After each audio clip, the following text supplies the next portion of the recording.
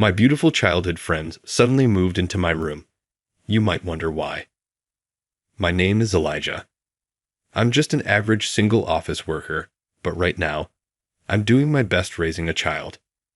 The 3-year-old girl is active and sometimes a handful. Every day, I'm flitting back and forth between work, daycare, and home. You might wonder why a single man like me is raising a child. There's a big reason for that. The 3-year-old I'm raising is my niece, Hannah. Her mother was my sister. However, my sister and her husband died in a traffic accident 6 months ago. My parents are elderly and often in and out of the hospital due to poor health. I thought of turning to my brother-in-law's family, but they weren't on good terms, so I couldn't rely on them. I felt bad putting Hannah into an institution, so I decided to raise her myself. Luckily, I have a decent income and a good amount of savings as a single man. On top of that, my workplace is flexible with hours, and my boss, who is also raising a child, fully supports me. I was told I could take time off if something happened, and even if I couldn't work for a while, I had enough money to live on. But raising a child is not so easy. Hannah, now 3, is starting to learn words and talk about various things. But because she's still developing her language skills, there are times when she can't express her feelings well, and I am not used to raising kids. I cut back my work hours and left Hannah at my parents' home or daycare during that time. But honestly, it was not sustainable. While Hannah is usually quiet at my parents' house or daycare, as soon as we get home, she starts creating chaos, shouting, "I want juice. I want to play." If I scold her while she's throwing a tantrum, it only makes things worse. In the beginning, I was determined to raise Hannah, but after taking her in for a few months, I'll be honest, I was feeling down. Every time Hannah cried, I felt like she was saying she'd be better off with her real family, and I was feeling pressured. Seeing me like this, my parents decided to help. They sent a housekeeper to help me out. They suggested I should take a little break. They probably felt bad for putting so much burden on me, considering they were in and out of the hospital. The house was a mess, and there were many times when I felt I needed a woman's touch. I was really grateful for my parents' thoughtfulness. So today, the housekeeper was supposed to come. She's from a home cleaning service. When I saw the housekeeper who arrived, I almost screamed. Sandra? Adam? We both nearly screamed in front of the entrance. Yes, the housekeeper who came today was my childhood friend. Her name is Sandra. She used to live in my neighborhood, an incredibly beautiful girl, my first love. Sandra was just so gorgeous in every way that many other boys also had her as their first love. She had clear skin, beautiful long black hair, a figure that developed too well, and a calm smile. There was no way not to fall for her, and indeed she was extremely popular. By the time we were in the later grades of elementary school, there were love letters in her locker every day, and there was a legendary story about her receiving countless gifts on her birthday. When we got to middle school, the number of boys she turned down was countless. And I, who had been good friends with her since elementary school and often walked to school with her, was quite resented. But our relationship as good friends didn't last forever. Around middle school, she started being followed by a bad guy. Her parents decided they couldn't solve the problem and moved away with Sandra when she graduated from middle school. We kept in touch for a while, but eventually we drifted apart. And that leads us to now. I'm surprised. I thought the name sounded familiar, but I didn't expect it to be you, Sandra said. Adam, no. I didn't expect you to be the one coming either, I replied. Apparently, Sandra had received my information from the company, but now I'm not living at my parents' house, and this place is not near my childhood home. Moreover, Sandra knew that I was pretty good at housework and used to help around the house, so she didn't think I'd need a housekeeping service. But once she saw the state of my house, Sandra shrugged her shoulders. What happened here? The truth is my sister passed away in a car accident, and I've taken in my niece. Sandra used to come over to my house a lot when we were in elementary school, so she knew my sister and offered me condolences. So sorry for your loss. Hearing those words makes me a bit sentimental. I was trying to raise her well, though I know I can't replace my sister, but I've got my hands full taking care of her, and as you can see. Don't be so hard on yourself. This is your first time raising a kid. If you have time to feel down, spend it with your niece. After saying this, Sandra started to get busy. She opened the windows to let in fresh air, quickly put the laundry I'd taken off into the washing machine, and started tackling the pile of dishes. She was like a wizard. When I picked up Hannah from daycare and came back home, the house was unrecognizably clean, which even surprised Hannah. Our house is so shiny. Sandra's work should be finished by the evening. I figured she would have left while I was at daycare picking up Hannah. I felt I should have thanked her for her amazing work, and just as I thought that. Oh, welcome back. From the kitchen, Sandra poked her head out. She was wearing an apron and her appearance was that of a typical wife. Wait, Sandra, weren't you done for the day? Yeah, I was, but I just couldn't leave it like this. Oh, here's your key. I had left my key with Sandra and asked her to leave it in my mailbox when she was finished. I didn't want to keep Sandra until the time I picked up Hannah, but it seems like she stayed anyway after notifying her company that she'd be going straight home. Nice to meet you, Hannah. I'm sorry to bother you at home. My name is Sandra. You must be surprised, right? Sandra squatted down to say hello to Hannah, but Hannah, perhaps a bit shy, clung tightly to my leg. Seeing this, Sandra smiled and said, "It's a bit intimidating, isn't it?" And then looked at me. "Come on, wash your hands and gargle. I made dinner, so let's fill your tummy first." "But aren't you off work?" "Yeah, I'm done, but I just wanted to help out personally. I hope you don't mind." Sandra looked up at me, her head cocked to one side, and honestly, I couldn't resist her charm. In fact, I was quite pleased. I had joked about wanting to try Sandra's cooking before I left to pick up Hannah, and it seemed she had heard me.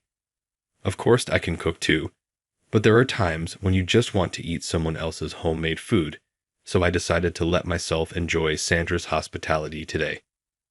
Hannah was initially nervous, but the moment she tasted Sandra's hamburger, she said, "Delicious. Better than yours, Uncle," and was wolfing it down in no time at all. She warmed up to Sandra. It's a hard pill to swallow, but Sandra's burger is 10 times better than mine. I wonder how she manages to make such a juicy and fluffy hamburger. She even shaped the burger into a bear to make it appealing to children. Seeing Hannah's delighted face, even though I felt a bit frustrated, it must have shown on my face.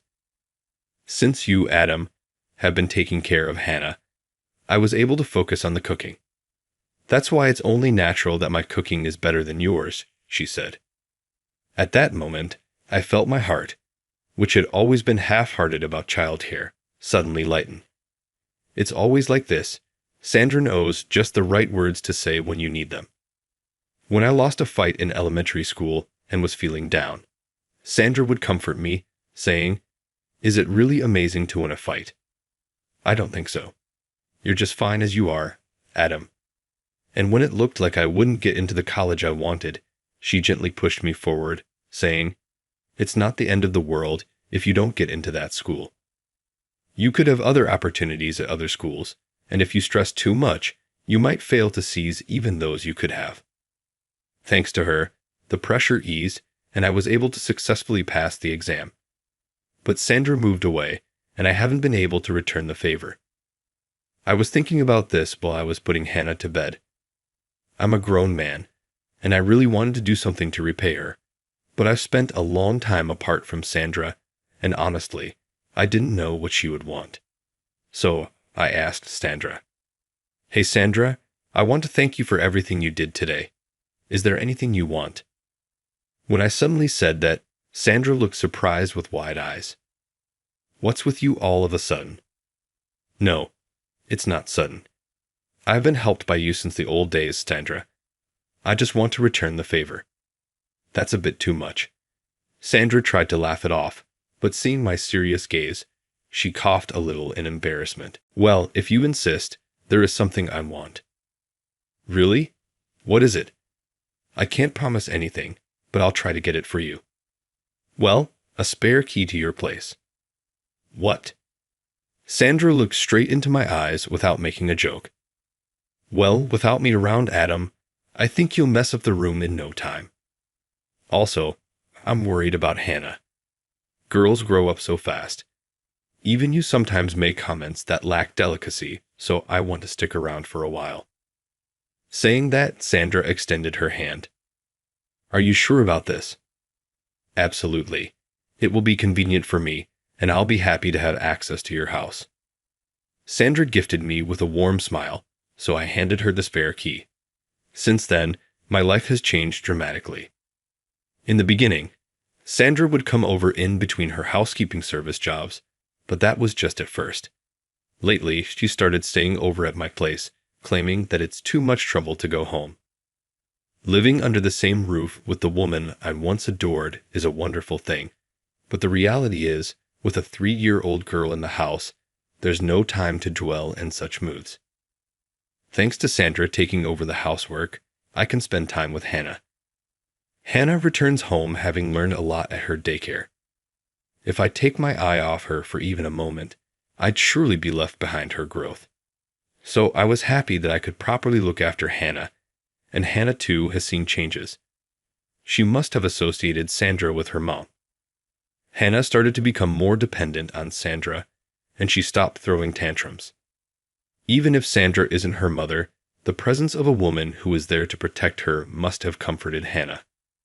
Before we knew it, neither Hannah nor I could imagine a life without Sandra. We started going out together, playing together, just like any normal family. It was about time to be a real man. I started thinking about marrying Sandra and wishing that we could stay together forever. But what about Sandra? Well, she's done so much for us. I wanted to believe she feels the same way, but this is not something I can rush into. With that thought, I hesitated. Can anyone blame me? I didn't want to ruin this relationship. But all things have an end, and that day came suddenly. Actually, I was married before. It was when Hannah was asleep, and we were enjoying a quiet drink. Perhaps led by the alcohol, Sandra dropped this bombshell out of the blue. What? I was so surprised that I involuntarily screamed out loud. I hurriedly clamped my mouth shut and looked at the bedroom, but Hannah hadn't woken up. Feeling relieved about that, I listened to the rest of Sandra's story. I thought, this guy seems nice. I can marry him. But it turned out he was a huge narcissist. He only kept me around because I was pretty, and he demanded I make an effort to stay beautiful. Can you believe that? Sandra was unusually venting as she said so. Despite her beauty, Sandra was always sought after for her looks. Whenever Sandra did anything even slightly unruly, they all left her. It's so much easier with you, Adam. You don't complain if I don't drink cute cocktails or comment on the design of my pajamas. That's just because your taste is so troubling, I've given up commenting on it. What did you say? While exclaiming, Sandra puckered her lips and guzzled her beer in a robust manner. She always drinks like this, but today she was even faster and more masculine. By the way, the pajamas she's wearing today have a rather unique design, featuring a character depicted as a teacup with arms and legs sitting on heels. I wondered why Sandra chose it, but Hannah found it very good. I didn't understand it, and I'm not one to comment on Sandra's clothes. But if a woman differed from their ideal, some men would point it out or even enforce their ideals. That must be quite stifling. So, thank you, Adam. For always accepting me. I should have married you. I wonder why I never let you go. With that, Sandra slumped over the table. I thought it was her way of hiding her embarrassment, but I was wrong. Sandra had fallen asleep right then and there. Sheesh, you've had too much to drink tonight. I carried Sandra to bed. In her own way, Sandra must have struggled. All that struggle just spilled out a little. It's just because of the alcohol. This isn't Sandra's true feelings. Besides, she just mentioned she's been divorced. She's probably trying to tell me she's not thinking about getting married again. But if she does want to get married, she'd want it to be with me. I just don't know anymore. I seriously pondered what Sandra had said, but I still couldn't find the answer. So the following evening, without a nightcap, I asked Sandra. I figured I had to ask, Sandra, do you want to marry me? Caught off guard by my question, Sandra's gaze wandered a little. She stammered out, I'm sorry. I said something weird yesterday, didn't I? I get it. You have Hannah, and you're not thinking about marriage, right? Huh. We've been friends since we were kids, so we couldn't possibly see each other that way. And yet, I said something like that yesterday. Wait a minute. I want to marry you, Sandra. I grabbed Sandra's arm as she panicked, staring at her intently. Then Sandra looked at me with wide eyes. Marry me? You do. That's why I'm having this conversation. Geez, you always understand others so well. But when it comes to yourself, you're so slow. Really? No way. Sandra hugged me, careful not to wake up Hannah with her excitement. I was surprised but stroked her head.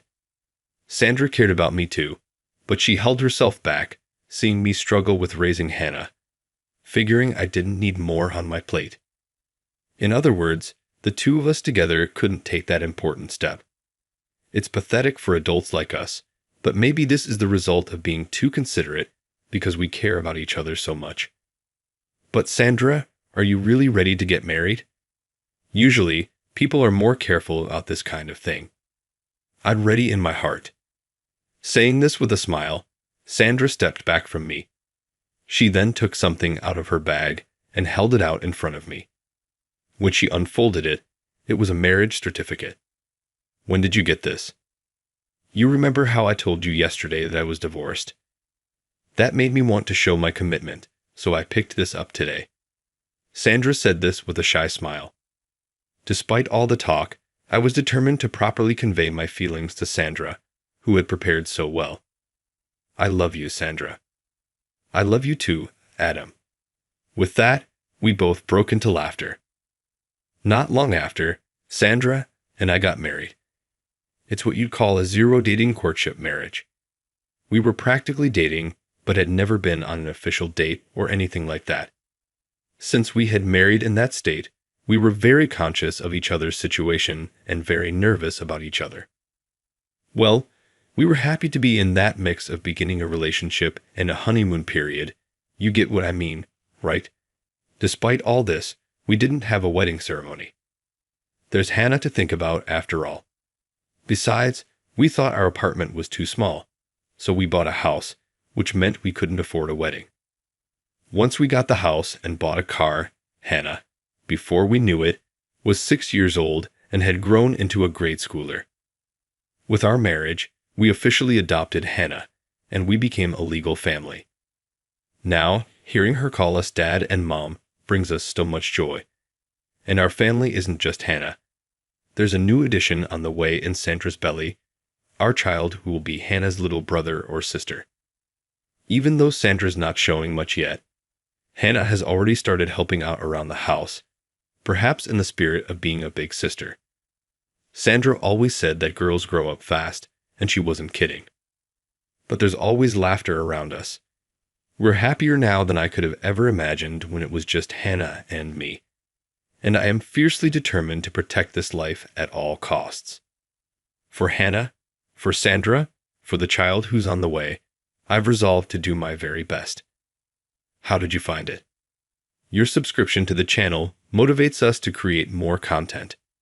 Let's meet again in the next video.